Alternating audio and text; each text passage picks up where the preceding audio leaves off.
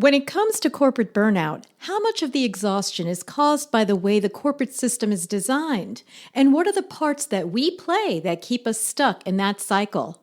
That's today's topic. Let's dive in. Welcome to Break Up with Corporate, the podcast for women who want to plan their escape from the 9 to 5 and build a business of their very own. I'm your host, Debbie Mitten, a business mentor at Virtually Debbie, and a recovering corporate survivor after spending 37 years inside the matrix. All right, welcome back. It seems like everyone is talking about corporate burnout these days, but we're not really discussing the nuances of what it is and how it unfolds over time in a corporate setting. Burnout can convince you that it's all your fault, but it's not about blame. There are a variety of reasons why it happens, and some of it is caused by a toxic corporate culture, and some of it is based on subconscious habits that we contribute. In this week's episode, I talk about what it is, how to recognize it, why it happens, and what actually helps. So what exactly is burnout, and what are the signs? Well, it is different for each person. The textbook definition is that burnout is a state of severe physical, mental, and emotional exhaustion caused by long-term unmanaged stress. So you can be deeply tired, irritable, cynical, unable to focus on tasks, and it can wreak havoc on your health in a variety of ways. There are typically 3 major kinds of corporate burnout, and it turns out that I had all 3, so I'm going to use myself as an example. I was the classic overachiever, and this was driven by a subconscious fear, several of them.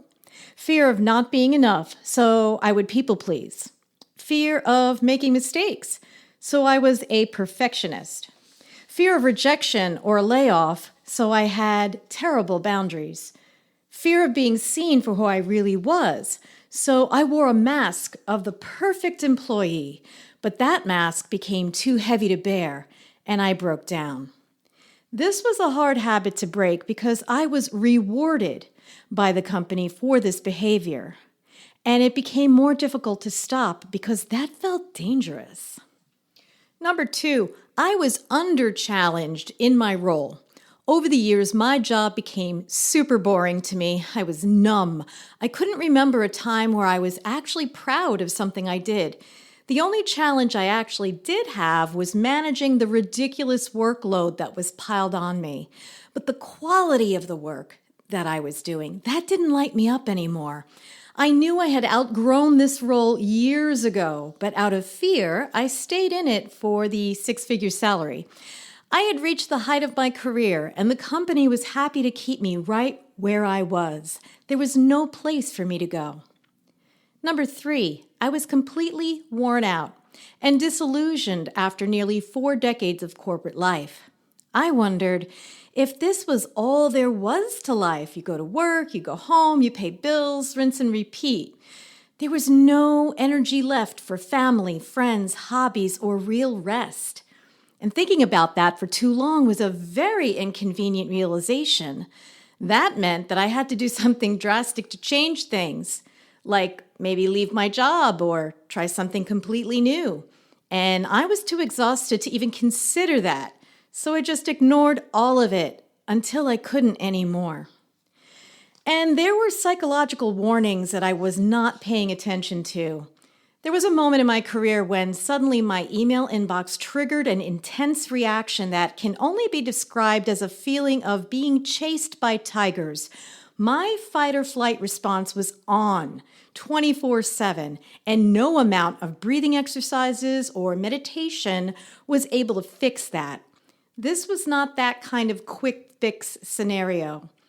I didn't quite know exactly what had happened to me to make me feel this way, but once I took a long, hard look at my personal history and how things in my role had changed over time, I realized that this wasn't just a rough day or week that could be fixed with a good night's sleep or a vacation.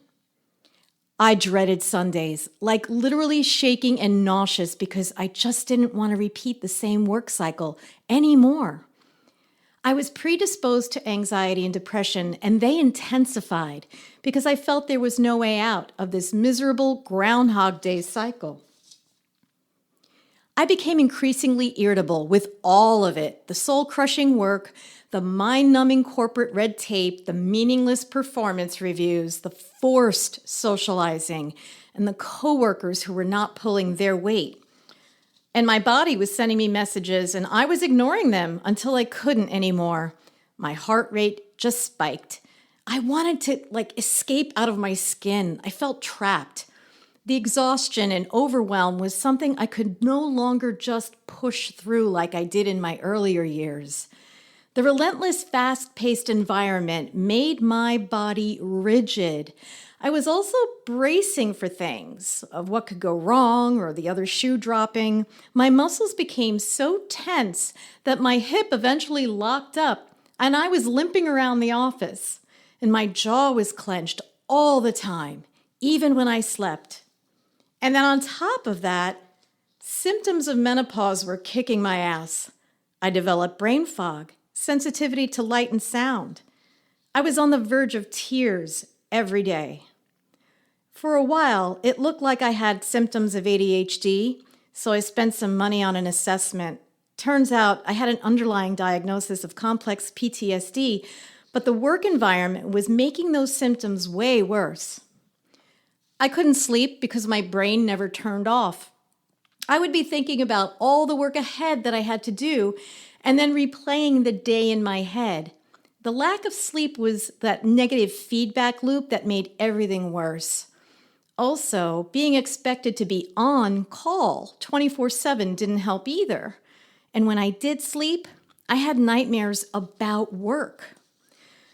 Eventually, all this came to a climax, and all it took was one meeting with somebody who was lying to my face, and I lost it. I broke down. I screamed at the top of my lungs and ended up hysterically crying to the point where I ended up in the ER with heart palpitations. I had officially reached the breaking point. So those were some of the major signs of burnout that I experienced, and they slowly crept up on me over the years. Now let's talk about some of the research that's out there that demonstrates what corporations do to create environments where burnout thrives. Christina Maslach is a psychologist and a pioneer on burnout research. Using decades of data, she found 6 things in particular that organizations get wrong that contribute to the employee burnout. One is workload. Employees are obviously overworked for way too long due to understaffing or poor management, and people can't recover from it. Control. Companies don't allow employees to have direct influence over their work or give them any resources necessary to do their job. Number 3 is reward. Companies don't properly compensate or recognize employees for the amount of work that they do. Number 4 is community. Leadership in companies don't properly support their employees. They're often left isolated because there's no real sense of community.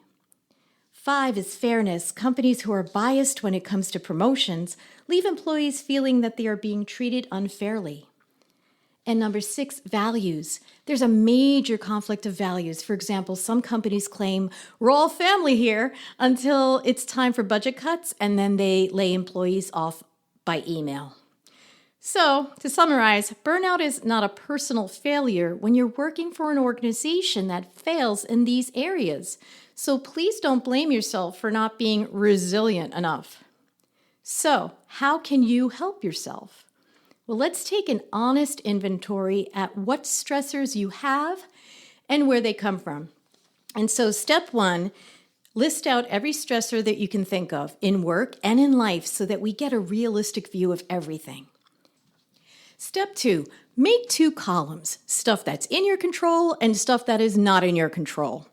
In your control examples could be staying late when nobody asked you, saying yes to things before you're looking at your capacity, not communicating what your needs are, scheduling moments of self-care, staying in a job well past the point when you knew you should have left. Not in your control are all those 6 areas that Christina Maslach mentioned where your company is failing at. And the point of this exercise is just to show you that you're not powerless. And you have to ask yourself, are there actions that I can take to improve my situation? Or is it too far gone where I need to plan a transition out before it affects my health? Things that you can do. Here are some quick wins that could help you if you're on that road to burnout. Be radically honest with yourself about your situation. Awareness is everything. See the situation clearly and act accordingly. Ask yourself, are you pushing through an unwinnable situation? Do you blame yourself? Are you neglecting yourself, eating, sleeping, exercising? Are you making unnecessary sacrifices? And do you notice yourself isolating, withdrawing, feeling detached, depressed, or empty? Another thing you can do is to get some real support from family, friends, a doctor, a therapist, or a coach. Find someone safe to talk to. Take your power back. Pick one boundary and hold it for a little while before you add more. And if you know it's time to leave your job, don't wait until you're too sick to plan your exit. There are definitely things that you can do to help yourself. And I hope that you use my example as a cautionary tale. Well, that's all for this week, and I hope that you found value in today's discussion on burnout. Share this episode with someone who is also struggling with corporate burnout. And if you're considering making a transition out of corporate, feel free to reach out to me to discuss where you are right now and what your options are. Thanks again for joining, and I'll catch you in the next episode.